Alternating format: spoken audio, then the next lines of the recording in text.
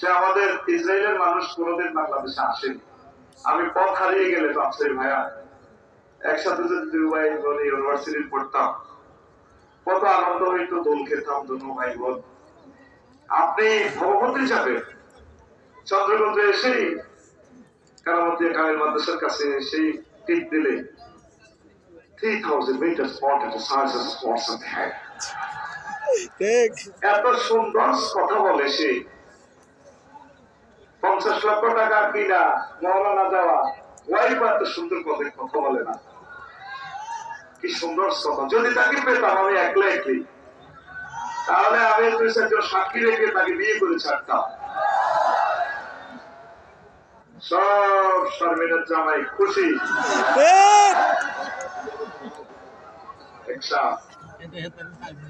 আমি জানি 3-4টা ওয়াজ করে ওদের থেকে রেসপন্স পাওয়া যায় না, শুধু একটা ডায়লগ মানলে হয়। তো কোরআন আমাকে কয়টা আয়াত দিল? আরো জোরে